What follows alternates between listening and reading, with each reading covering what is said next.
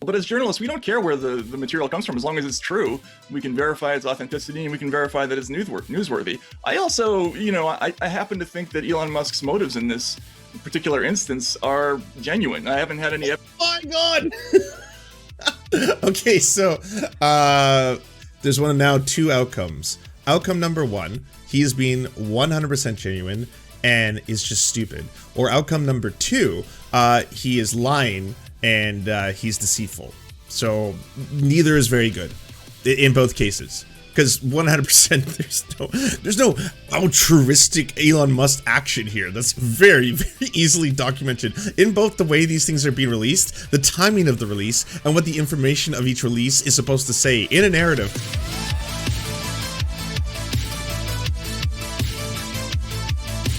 Joining us on the line is Matt Taibbi. He's former writer at Rolling Stone, editor of TK News Substack, and apparently a radical right-winger. And we found this out because he was the journalist who broke a lot of the material from the Twitter files. Elon Musk turned over a lot of the old files from Twitter under the... They never cut to him, but you knew exactly the face he was making, eh? Under the auspices of Jack Dorsey and Vijay Gotti and Yoel Roth and all the rest of the Wonder team over there. And Matt was able to break a pretty major story here. So Matt, first of all, why don't we start by talking about that major story? What was your big takeaway from the files that you've seen from Twitter? I think there are two. The first one, the big one for me, is that we have concrete proof that the government, and specifically agencies like the FBI and the DHS, are in the censorship business. They are buying and flagging content in huge quantities and sending them back to platforms like Twitter to be moderated. And we have absolute proof of that, documentary proof. Yes. And then the companies on the other end, Facebook, Twitter, makes decisions based on what they want to do. They're not being forced to have to make those decisions. There are times when they will line up, and that's what some of the documents you released showed, and there's times when they didn't. Then yes, it's good to know that. It's not exactly something new at all, though. Again, this is stuff that people were pretty well aware of. The other thing is the Barry Weiss revelations about shadow banning. I think people had suspicions about that, but we now know that they not only do it, but they have an extraordinary... Yeah, it demonstrated that, again, there was kind of a system of favoritism for a lot of conservative accounts, because in the interest of maintaining that they didn't want to take ideological stances and censor a whole bunch of people who continuously violated their terms of service, they would protect the accounts by doing alternative measures. There was things like, oh, we're not going to make them able to be popping up in searches. We'll try and limit their reach like that. Oh, we're not going to have them, let's say, be able to be found via this mechanism. We'll limit them that way. Oh, we're going to be ghost banning them or whatever it is. Yeah, rather than outright being like, free speech gone, delete, censored. Extraordinarily intricate system that allows them to either limit someone's visibility all the way to zero or amplify it as much as they want. So what you're seeing on social media is really a heavily distorted version of reality. So, Matt, you reported on some of the places that were being shadow banned. Obviously, it was Twitter saying they weren't shadow banning. They were kind of using the Dr. Fauci gain of function distinction without a distinction routine. They were saying, well, shadow banning is really when you just tweet out there, but nobody can see it. But it's not shadow banning if we just tremendously reduce your reach and make it nearly impossible for anybody to see you, which, of course, is what we all mean when we say shadow banning. And then... But why is that such a huge thing? Like, isn't this a moment where all of you should be like, oh, yeah, because, like, we thought you were doing that. We thought you were basically censoring every single right-winger. It turns out you were taking steps. You had a lot of measures being put in place so you didn't outright censor them, that you were actually trying to, do other actions. You got the usual routine from the journalistic outlets. And this is the part that really was astonishing to me. So there was obviously the revelation that everything we had suspected about Twitter was true, that they were discriminating against certain content creators. I mean, I just noticed that since Elon Musk took over, I gained 1 million followers in about 1 month after Elon Musk took over, which means that, the account had to be actively suppressed. There's no other reason why I'd get... Isn't it weird how a whole bunch of people who were on the very far right to alt-right suddenly decided they wanted to go back into their accounts, and or some accounts just got unlocked because of Elon Musk, and all of a sudden all of these conservative figures are like, wow, my numbers just exploded. I don't know how to explain that. I wasn't that great this month on Twitter. So, something happened. But, By the way, I can interrupt you. You had a case in what they call SIP-PES, which is the Supreme Court of moderation. I actually saw your page. I may be breaking news here, but I saw the Ben Shapiro page. They actually decided. in that case, not to slam you, but for sure you were being discussed. Yeah, I mean, I would have been shocked if I had not been. I was always extremely careful on Twitter as to what I thought their standards were, and so I tended to use sarcasm instead of just straight out saying what I meant in many cases. So instead of getting banned for saying that a man is a man and a woman is a woman. I was like, so that was supposed to be you, the kind of things you were saying. That was you tethered. Like that was you being careful. Oh, neat to know. Because I still thought your account was fucking horrifying. But yeah, that's you playing by the rules. Woman. I would say that's not bad Ben, you know? Bad Ben, fucking prison Ben, who doesn't play by the rules. It's a chaos agent. Say that a man who said that he was a woman was in fact the most womanly woman that had ever woman. And so that was my sort of end around to get around the Twitter rules. Well, fucking epic, bro. Fucking epic. While the tyranny was in place. But Matt Taibbi just loving this shit now. Yeah, it's funny because a woman's not a woman. You know, what was really astonishing is after you broke all this material, you would imagine that the journalistic outlets who are interested in speaking truth to power might actually be mildly interested in the fact that one of the world's largest social media platforms was being manipulated from both the inside and the outside, in some cases by governmental forces that were manipulating people inside Twitter by telling them that there was misinformation, disinformation coming from abroad. They probably should do something about that in sort of this broad Henry II will no one rid me of this meddlesome priest kind of way. And then at the same time, from inside the company, where you had activists who were essentially overwriting their own policies in order to specifically pick and choose who should be banned. You'd imagine that people in the media who supposedly are in favor of free speech would be in favor of this. Instead, they got very angry at you for having reported the story at all. It's hard for me to tell whether that's professional jealousy because they wish that Musk had actually gone to them, or whether they're Maybe. I'm sure a couple. Glenn Greenwald. He might have been a little bit jealous about this, but he played it well, all right? He played his cards close to the chest and definitely helped promote Matt Taibbi and then defend him as he does Michael Tracy. I don't know why Glenn Greenwald's like, you know, his little entourage is basically Matt Taibbi and Michael Tracy, but those are the people he's decided to really put his weight behind. But Michael Tracy has to be one of the most deeply embarrassing human beings who still has like a public figure style voice. So I don't understand why anyone would want to like, why would you ever want to associate with it? That's the dude who went to college with this weird little like, you know, megaphone suitcase and was just like, I know what you kids want. I know what children want. And it's like, that's just weird, very odd fellow. Are so ideologically committed to the idea that these platforms need to be policed by their political allies that they are actually angry that it's now been revealed that was what was happening. It's hard to divine. I mean, maybe some of it's professional jealousy. I think a lot of it is more. Oh my God, Matt, you bought into that? You think people are jealous? That's why they were making fun of you? No, they're making fun of you because you're a fucking stooge. Because it's not journalism to take the richest, he was at the time, the richest human being's PR and then have to follow his rules. Be like, oh, yes, I'm going to let you release this, but you have to do it under my my conditions. Let's say that. Yes, it's a journalism. We're doing a journalism right now. Can you release these files? Yeah, because it's pretty obvious when you read them, especially the first one that Matt Taibbi did. He specifically is like, yeah, by the way, I just should have to acknowledge in journalism and all that, you know, there was requests made by both sides, both the RNC and the DNC. And also, by the way, you didn't say this out loud, but everyone clued in. All of your discussions, the Twitter files, they all take place under the Trump administration. So everything that you're mentioning, this is right-wingers doing it. This is right-wingers colluding. This is the government of the United States run by Donald Trump at the time. So what's happening there? Just hive mind narrative policing. This story doesn't fit neatly into a category that they would like. I know old school journalists would have been very interested in this story because we're getting a look at stuff that you never get to see. Like how does the FBI and the DHS and you know old school journalists, you know, the real good stock, those guys, yeah, the CISA and all these other agencies that you know operate behind the scenes. What are they really doing in their communications with companies like Twitter? We're getting a firsthand look at that in a way that you would never get to see in a normal proceeding. So that's fascinating. And the fact that they're ignoring it, I think it's really more of a burn on them than they realize. I mean, I think the rest of the country sees. It's a burn on them. Oh, man. How are you going to recover from this, journos? Sees that and just laughs, mostly. Yeah, I mean, one of the things that I think is so amazing here is, again, members of the media who started attacking you as right-wing for having the temerity to report what was exclusive material that was given to you, which is the way that reporting gets done. Somebody gives you a piece of material, and regardless of your political persuasion, if that thing is newsworthy, you then report on it. And you were giving the So he got compared to the Afghanistan papers. I've also heard people compare him on the right, only people on the right, because these are very cartoonish fucking comparisons, but also comparing him to the Pentagon papers, for example. In both cases, you're dealing with someone who wanted to be a whistleblower and someone who wanted to reveal very sensitive information and then went to the proper channels to both protect themselves and get the information out there. So it was available to the public. What Matt Taibbi has done is the world's richest human being at the time tapped him on the shoulder and was like, hey, I want you to kind of release this narrative, bombshell, DNC, evil, bad Biden campaign, Hunter Biden cock conspiracy. That's what I want. Matt Taibbi's like, so how many things do I release? It's like, well, you don't have to release a lot. Just little teeny crumbs, just little screenshots. You can take little screenshots and blah, blah, blah. But just release that. You can put that out there. And then people can figure out the rest on their own. The raw sources. It wasn't as though Elon Musk was going through and filtering all of this stuff. He basically, it sounds like, just handed you a giant tranche of information. And now it was your job to go through it and sort of sift through it and figure out what it was. And in fact, the only person, it appears, who was going through and sort of trying to prevent information from getting out ended up being the lawyer Jim Baker, who had formerly worked for the FBI, correct?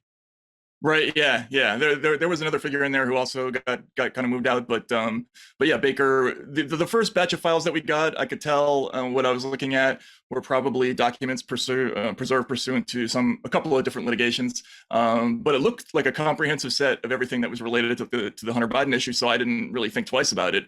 Then we moved on to a different system where we were basically just given computers and allowed to search all kinds of stuff, and it certainly wasn't cherry picked for us. That's for sure. I mean, so one of the things that the critique of you that emerged, obviously, in the social media world from the journalists who said they were going to leave Twitter but then didn't, their main critique of you seemed to be, you're doing the bidding of the world's richest man or the world's second richest man. You corporate stooge you. And again, welcome to the club, Matt. Now that you're a rabid right-winger like me, I hope that you enjoy the water. We've been in here for quite a while. But it's very funny to watch as all these journalists who work for. I couldn't make out what he was trying to say there. He says something under his breath. I never cut to him for it. Seems like an important moment, though. He seems very happy. Both of them are. Bidding of the world's richest man or the world's second richest man. You corporate stooge you. And again, welcome to the club, Matt. Now that you're a rabid right-winger like me, I hope that you enjoy the water. We've been in here for quite a while. But it's very funny to watch. It's fun. It's fun. I almost want to say it's fun. Not conclusively, though. We don't have conclusive evidence. Is all these journalists who work for corporate outlets that are owned by extraordinarily rich people. I mean, you have people from the Washington Post owned by Jeff Bezos, or you have the New York Times owned by the Sulzberger family. And you have these people also who are problems. tweeting at you. How dare you take information from Elon Musk and put it out there? Oh my God, this is the Glenn Greenwald defense. Yes, that also problems. Yes, massive monopolies controlled by billionaires. Not a good thing. None of them should exist. Yes, I will agree. You've now become a paid-for contributor, basically, to Elon Musk. Number one, how do you respond to that? Well, first of all, I mean, it's just funny. I actually laughed out loud when I saw somebody from Bloomberg giving me a hard time and using that line. I mean, if you work for Mike Bloomberg permanently and you're going to give me a hard time about doing one story for, in conjunction with Elon Musk, that's just laughable. In conjunction with, though, that's the sad part. My dude, this is not journalism. If you're doing stories in conjunction with, and that story will benefit that person, ooh, yikes. But as journalists, we don't care where the material comes from. As long as it's true, we can verify its authenticity and we can verify that it's newsworthy. I also, I happen to think that Elon Musk's motives in this particular instance are genuine. I haven't had any. Oh my God. Okay, so there's now two outcomes. Outcome number one, he is being 100% genuine and is just stupid. Or outcome number two, he is lying and he's deceitful. So neither is very good in both cases. Because 100% there's no altruistic Elon Musk action here. That's very, very easily documented in both the way these things are being released, the timing of the release, and what the information of each release is supposed to say in a narrative. Even with that narrative being so carefully drawn by people like Barry Weiss. Well, Barry Weiss is no longer in good graces, but back when she was releasing and doing the stuff, or Matt Taibbi, in both cases, that narrative obviously benefits Elon Musk. There's no question about that. The entire thing benefits. There is a bit of a conspiracy, and it's the DNC, Hunter Biden's camp. You really got to worry about them. Evidence to the contrary. I mean, he seems genuinely interested in transparency. He seems to have a genuine distaste for certain kinds of internet censorship, and I think that's probably where this is coming from. Except his own? Because he's doing a lot of censoring, Matt. I don't know if you've been watching. He was censoring a whole bunch of journalists. Yeah, a lot of them who were critical of him. So, seems Seems like he enjoys that, and so he did the exact same thing with Russell Brand. I don't think we need to go through everything twice. That's but I'm not just a curious. story. I don't know any journalist who would look at that and not think that, a real journalist who would look at that and not think, well, that's cool, that's interesting. We got to learn more about that. Yeah, because I love how he has to do the rounds with all these fucking right wing outfits, and each time be like, I just don't understand why anyone wouldn't think that it's an important story, and I did very good work, and I'm a big boy, and I need a gold star. like Mehdi Hussein, I've known him for a little while, and he sort of was one of the most vociferously condemnatory, saying like, "Oh, you're doing the bidding of a billionaire." But I figured maybe he's on MSNBC and stuff. I mean, it's so. I love how this is the defense. So first off, when you work for a news outlet, a corporate one at that, say MSNBC or Washington Post, absolutely, these are massive institutions. They are controlled and dominated by a board, CEOs that usually have very powerful owners, billionaire owning class, as well as sometimes shareholders if they are publicly traded companies. And yes, there's narratives that they try to push, and there's obviously things that they will or will not allow on their networks or platforms, and there will be slants and biases in each one of these cases. But that is different. That is different than if, say, Rupert Murdoch worked directly in tandem with you, and then you released a story on Fox News with the exact settings and qualifications that would benefit Rupert Murdoch. And so Rupert Murdoch's like, I now want to release these secret files. And you're like, okay, Rupert. And then Rupert's like, and by the way, here's the things you cannot say, and here's the slant you should have. And you're like, okay, Rupert. And then you release it on Fox, and then all of a sudden everyone's like, whoa, that's crazy. I'm so distracted.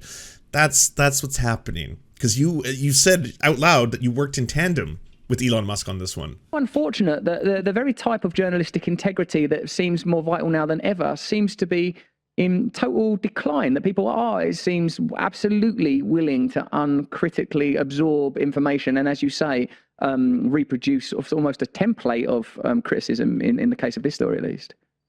Yeah, and again, I don't know what journalist wouldn't be totally turned on by the opportunity to look through these kinds of documents. I mean, for years, I'm so horny for the Twitter files. Just so horny for the Twitter files. Everybody who's used Twitter has had these questions like, do they do shadow banning? Or is my follower account being suppressed? Do they actually have that? What can they look at when they look at my account? And so when yeah, and so that's the part where I'm sure a lot of people, myself included, for parts of the Twitter files, it's like, oh, it's neat. It's neat to have a confirmation of that. Also, by the way, Matt, we're going to call you out for what you're doing here. We're not just going to ignore that. Like, and also, it's not a defense to say that people on my criticisms also work for large corporations or institutions. That's not a defense of anything. It's like, well, yeah, it's kind of funny that someone who works for MSNBC would want to critique you, eh? It's kind of funny how someone who works for the Washington Post, it's owned by, I don't know if you've heard this, Jeffrey Bezos, second richest human.